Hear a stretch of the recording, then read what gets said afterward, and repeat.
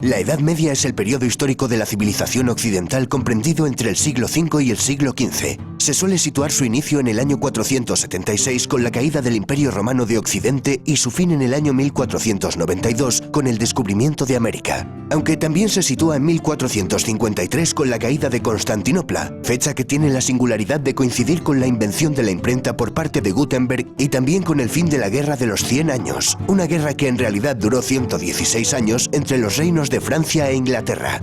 Esta guerra fue de raíz feudal, pues su propósito era resolver quién controlaría las enormes posesiones acumuladas por los reyes ingleses desde 1154 en territorios franceses, debido al ascenso al trono inglés de Enrique II Plantagenet. Tuvo implicaciones internacionales y finalmente, después de numerosos avatares, se saldó con la retirada inglesa de tierras francesas. En la Edad Media se sustituyó el modo de producción esclavista por un modo de producción de servidumbre feudal. También se fue produciendo una descomposición de las estructuras centralizadas del Imperio Romano que dio paso a una dispersión del poder. En lo ideológico y cultural se produjo un mestizaje de la cultura clásica con las culturas monoteístas cristiana e islámica, cada una en su espacio. La Edad Media suele dividirse en dos grandes periodos: temprana o alta Edad Media, siglos V a X, y baja Edad Media, siglos XI a XV. Como hemos visto, la Edad Media duró unos 1000 años y en 1000 años ocurren muchas cosas. Por un lado, en Oriente tenemos la historia del Imperio Romano de Oriente, apodado como el Imperio Bizantino, con la capital en Constantinopla, donde se hablaba griego. Desde aquí se cristianizarán los pueblos eslavos como los serbios, los búlgaros y los rusos. Por otro lado, en Europa occidental tenemos a un montón de pueblos germanos, bárbaros para los romanos, procedentes del norte de Europa, que fueron descendiendo en sucesivas oleadas hacia el sur y se fueron asentando formando reinos. Estos pueblos aseguraron y fusionaron con su cultura muchos rasgos de la civilización griega y latina, adoptando el derecho romano y el cristianismo como religión oficial. En el año 620 en la Meca surge la figura de Mahoma, que crea una religión monoteísta, el Islam. A su muerte en el 632, la península arábiga era ya en su mayoría musulmana. Sus sucesores tomaron el título de califa e iniciaron una expansión territorial que llegó desde la península ibérica hasta la India. La presencia de los musulmanes como una civilización rival alternativa asentada en la mitad sur de la cuenca del Mediterráneo, cuyo tráfico marítimo pasan a controlar, obligó al cierre en sí misma de la Europa occidental durante varios siglos. Para algunos historiadores, este hecho significó el verdadero comienzo de la Edad Media. En el año 732, en la batalla de Poitiers, con Carlos Martel a la cabeza de un ejército, comienza el retroceso de las fuerzas musulmanas en Europa. El nieto de aquel Carlos Martel, Carlomagno, expandió los distintos reinos francos hasta transformarlos en un imperio, el Imperio Carolingio, al que incorporó gran parte de Europa occidental y central. Conquistó Italia y fue coronado Imperator Augustus por el Papa León III el día de Navidad del año 800. A su muerte, el imperio se acabaría dividiendo entre sus nietos. Alemania y Francia se disputan el norte de Italia. Gana Alemania, que obtiene el favor del Papa y la corona imperial. El resultado es el Sacro Imperio Romano Germánico. En el año 962, el rey alemán Otón I, llamado el Grande, es coronado emperador. Tras la desintegración del Imperio Carolingio y el fracaso del proyecto político centralizador de Carlomagno, la debilidad de los reyes se hizo evidente. Sus sucesores se vieron obligados a ceder gran parte de su autoridad a los condes y marqueses para obtener su apoyo. Para asegurarse la lealtad de estos nobles, los monarcas les entregaron tierras, los feudos.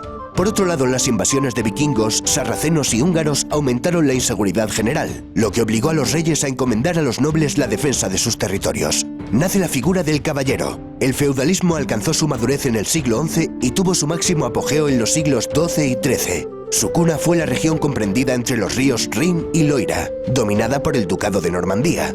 Por feudalismo entendemos al sistema basado en una serie de lazos y obligaciones que respaldan compromisos generalmente militares entre un hombre libre, el vasallo, y otro hombre libre en situación superior, el señor.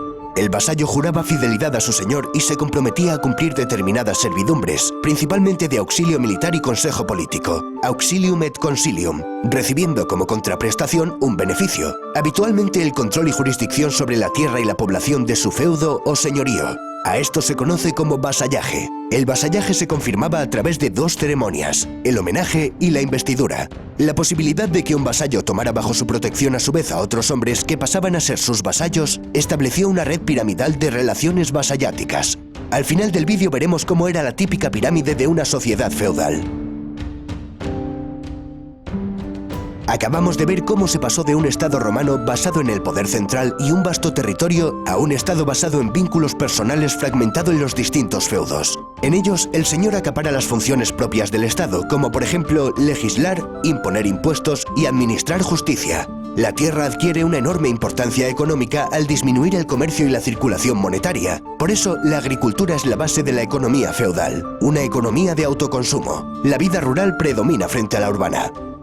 Un feudo característico se componía de una aldea rodeada de terrenos para cultivar, protegida por un castillo regentado por un señor. A este castillo también se le denominaba burgo. Por extensión, se aplicó el nombre de burgo a las poblaciones que se desarrollan en torno a estas construcciones. Así surgieron las grandes ciudades medievales.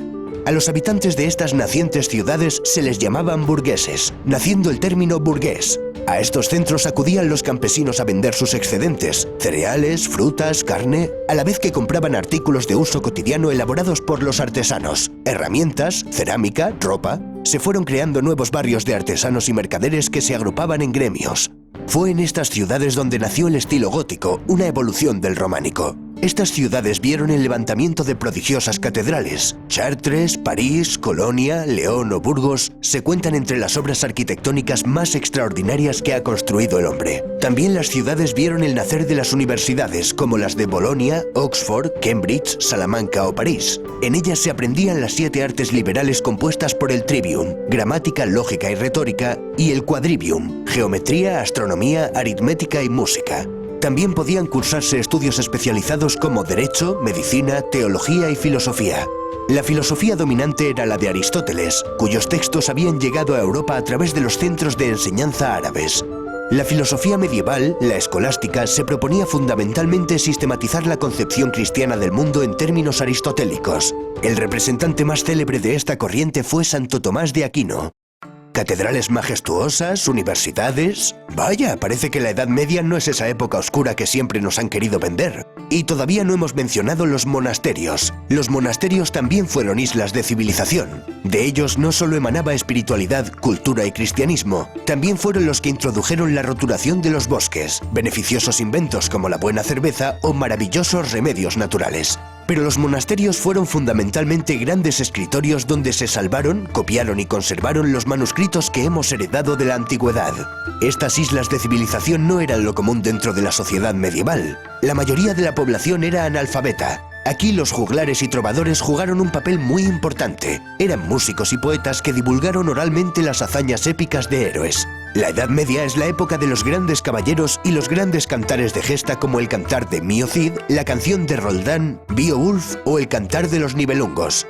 Estos poetas también nos hablaron del amor cortés que expresaba el amor de forma noble, sincera y caballeresca. El mayor ejemplo lo encontramos en la historia artúrica de Tristán e Isolda. La poesía trovadoresca era sobre todo de temática amorosa, pero también podía centrarse en aspectos políticos, morales, religiosos, etc. Otro de los temas podía ser el de las cruzadas, una serie de campañas militares con el objetivo de restablecer el control cristiano sobre Tierra Santa, el territorio geográfico que comprende todos los sitios en los cuales se desarrollaron escenas bíblicas. Para terminar, veamos cómo era la pirámide social de un régimen feudal. En lo alto de la cúspide se encontraban el emperador o los reyes. Para el siguiente escalón vamos a establecer 2 columnas diferenciadas, pues la Iglesia constituía una jerarquía paralela a la nobleza. Dentro de la alta nobleza tenemos a duques, marqueses y condes cuyos títulos derivan de gobernadores del Imperio Carolingio. Un escalafón más bajo tenemos a varones, caballeros, etc. En la rama del clero también distinguimos entre alto clero, que procedía de la alta nobleza y las familias reales, y el bajo clero, que procedía de familias acomodadas de campesinos y artesanos. En la base de la pirámide tendríamos al 90% de la población, el campesinado. Los campesinos con menos derechos, como el de no poder abandonar el feudo, eran los siervos. La diferencia principal entre un siervo y un esclavo consistía en que, en general, un siervo no podía ser vendido por separado de la tierra que trabajaba, y en que jurídicamente era un hombre libre. Era una sociedad profundamente estática, ya que cada individuo permanecía en la clase social en la que había nacido. Las injusticias que comportaba esta jerarquía eran compensadas por la religión. Toda situación de desventaja en este mundo se compensaba con una situación de ventaja en el siguiente.